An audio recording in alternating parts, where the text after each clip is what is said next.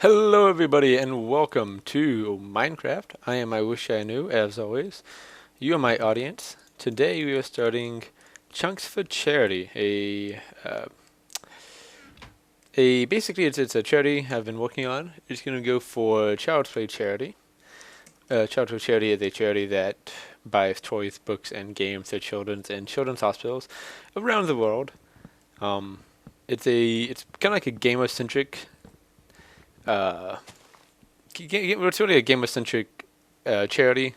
It was started by the guys in Penny Arcade, and it was in response to a lot of people believing that, oh, well, gamers, all they do is, play video games, become violent, and shoot people.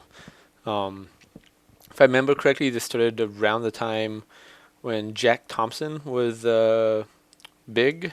And for those of you who don't know, Jack Thompson was a guy who basically said, if you play video games, you are obviously a killer and all you do is kill people because you play video games, and there's science facts about that. Which, of course, there isn't any facts about if you play video games, you kill people. Um, I've always had a pretty nice childhood. I mean, nothing is ever perfect, but I had a I had as best as I could get, I would like to think. So nope, I need to go this way. Okay, so basically what we're going to do is we're going to start off at 0, 0. So let me get over to it. It's right over here by my chest. So we'll go ahead and take that down. And 0. Alright, so right here, this is 0, 0. I'm going to start digging down. That's the first chunk, so I'm going to go ahead and, first chunk. It's the first piece of dirt. So we're going to make a monument to it. Boop. There you go. Alright. Now my goal is to, basically, I am going to go all the way to the far lands, which I know not know. I know they no longer exist, but that's fine. I'm going to go where they would be.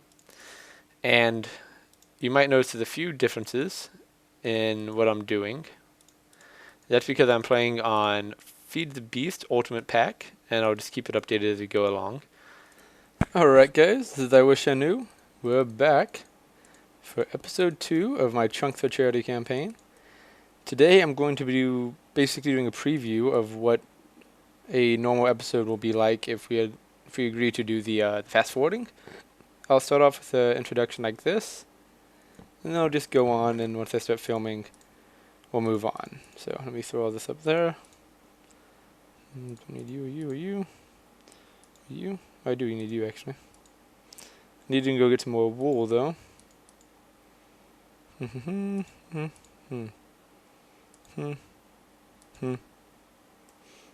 And begin. Alright, ladies and gentlemen, so basically if we decide to do the whole speed up thing, this is kind of what you'll see. Or at least it's just fast. Normally I'll actually be digging. I had to get some wood though. This is sped up 850%, so every 1 second of video you're watching is actually 8.5 seconds of me actually going out and mining and digging. It can take quite a while. I believe the video is 18 minutes, so you multiply that by 8 and you get, well, 8.5, and you get something like 120 minutes roughly. I did more than that, almost. I'd say 220 minutes. Anyways, no time for math. I'm not even anywhere near done with this first chunk. So it would take definitely quite a while to do without speeding it up. It's no sweat off my back, though, if that's how y'all want to do it. I am more than willing to do that. However, without further ado, let's go ahead and get to the questions. I actually already received some questions. About halfway through this one, I'll have to pause, and then we'll go into the actual video and explain some stuff about what I'll do with the water. And then I'll come back and I'll keep answering. So, first question was from a friend of mine on Facebook. He asked, what exactly are the Farlands? Well, the Farlands, as I said before, don't actually exist anymore. We've gotten rid of in 1.8, I believe, beta 1.8. They're still then beta 1.7.3, which is why CurtJMac and Farlands of Bust uses that. And basically, the Farlands are where the terrain generation doesn't know exactly what to do anymore, and just makes these giant walls from what is it, 0x to as high as you can see x, basically, of giant walls of terrain, and saying we don't know what to do. It's invisible. It's not invisible terrain, but you can't touch it. You go through it, you die. I'll explain more once we get back from this message. All right, how I think I'm going to handle these. So I'm going to dig out to whatever I need to be. I'm going to wall it off. So I'll be walling off like that section. And then I'll just dig out from under it. And I'll just leave it like that. And then once I get my tank, it's not going to automatically respawn because there's no blocks resting on it. I think that's what I'm going to do. So, okay, and just a little bit more information there. For those of you who don't know, water in Minecraft, if it's in a 4x4, or if you're doing like a 1x3, anytime that 2 source blocks of water are next to each other with one spot missing, they'll generate another source block. So you can't really go through and get rid of all the source blocks unless you make it so there's nothing underneath them. So that's what I'm doing right here. However, going back to the Farlands question, basically, once you get out to something like 26 million blocks away from spawn, the Java application that they use, or Java, like the programming, floating point precision programming, cannot realistically say, hey, this is where you're at, because it's so far out that it starts to drop stuff. Like if it's like 26 million blocks away, it might be that they can only calculate for 25,850,752 or something. And once you go one more block above that, 20 to 53, then they have to drop that 3, and now it's just like, oh well, it's somewhere in the 50. It's somewhere in that that tens range. You could be anywhere in block 51 all the way up to block 50, all the way up to block 59. And the computer doesn't have an accurate way to determine what that is, and so it just starts to freak out. I mean, I'm definitely would not be the one to explain to you all about floating point precision and those type of errors, because I'm not entirely sure how I would go about even doing that. But if you want, you can definitely look online and take a look at that. So that's basically the first question. Like I said, it is from a friend on Facebook.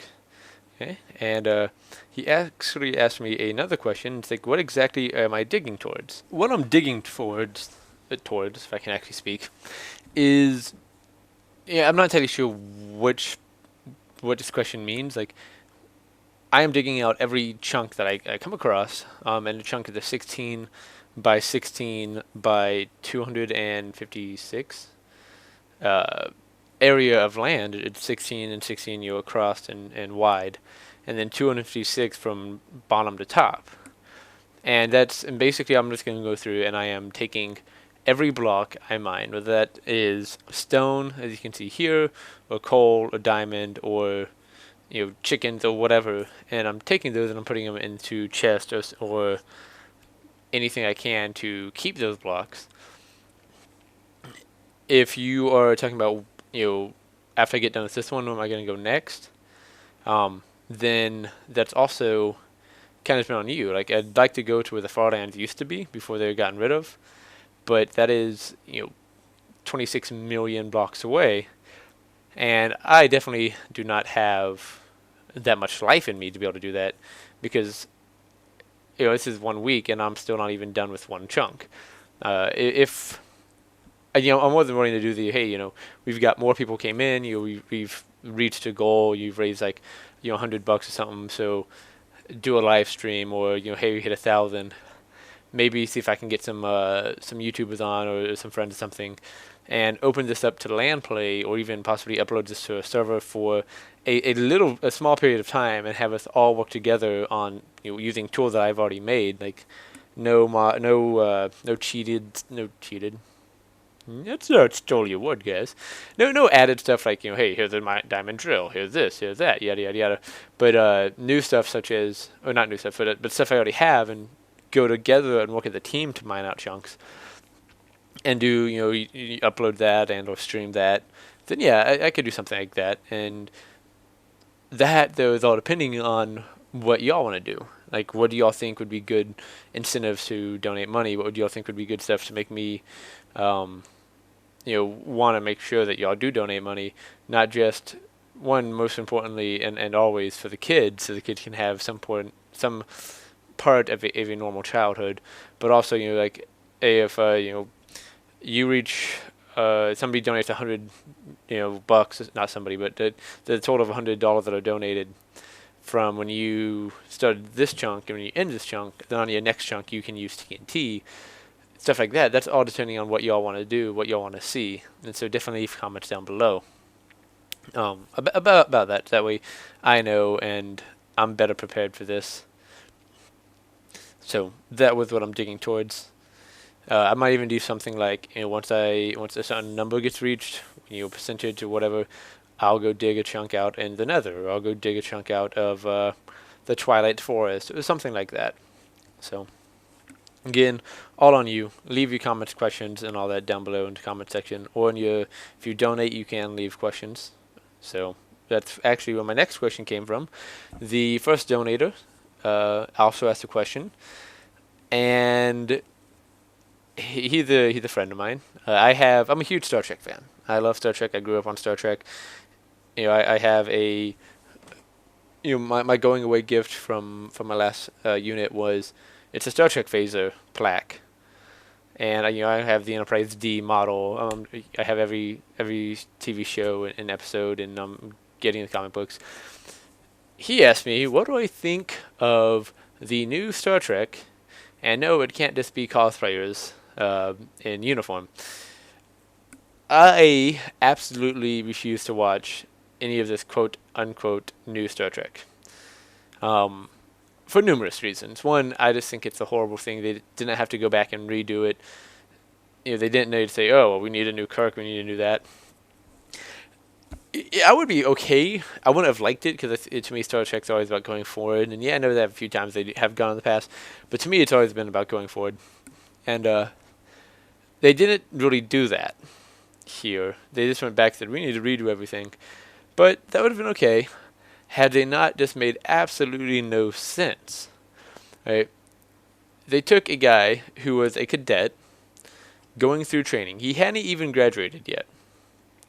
And disobeyed direct orders, and basically put him in charge of the flagship of the Enterprise. It's like, what?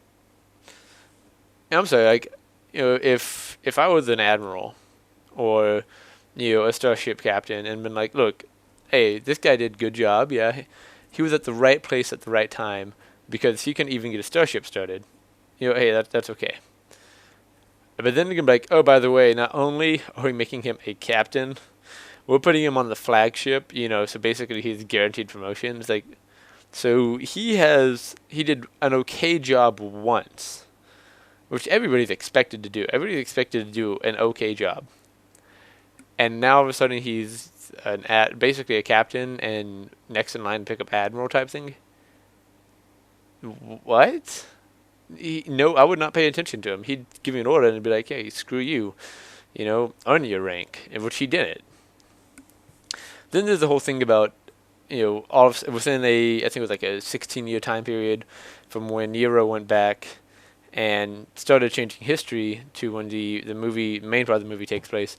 And in that 16 years, Spock changed from an emotional, completely logical being into a hormone-driven, emotional, Vulcan, when in the original timeline, hundreds of years down the road, or not hundreds, but 100-ish years down the road, Spock was still struggling with trying to be emotional and not doing a very good job at it.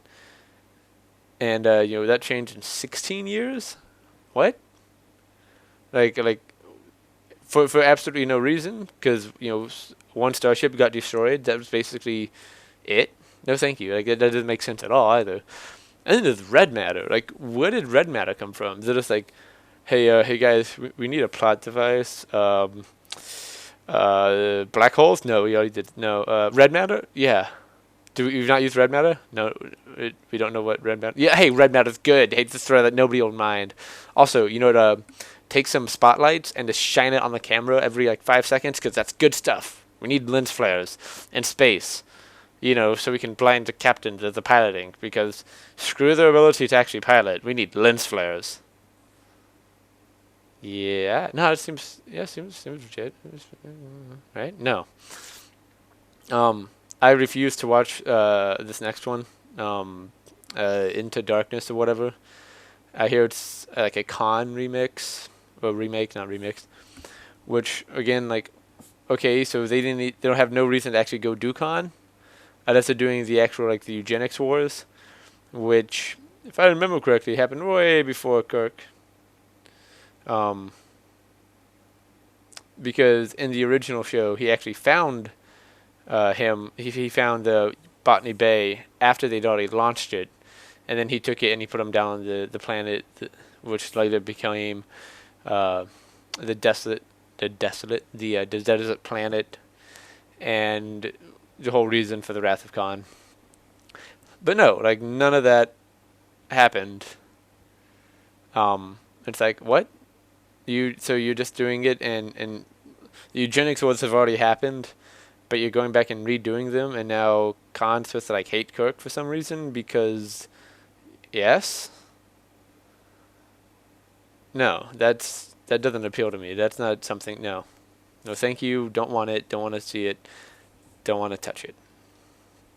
Um, if they were to go back and redo it and say, look, we're actually gonna pay attention to logic this time, then I would give it another view. But you know, J.J. Abrams' Destroyer of Mythos, if he does it, I'm not touching it.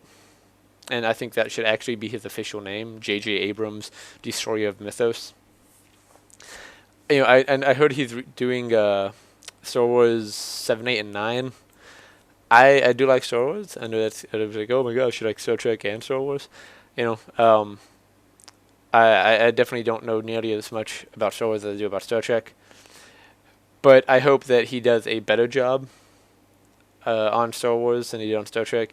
And from the fact that basically the new Star Trek was kind of like a Star Wars, where it's like, we'll just make stuff up as we go, and then hope everything comes together. Maybe he will. However, that about wraps it up. I've got a few more seconds here. As always, this has been I Wish I Knew. Donate, links down in the description below, and I will see you next time.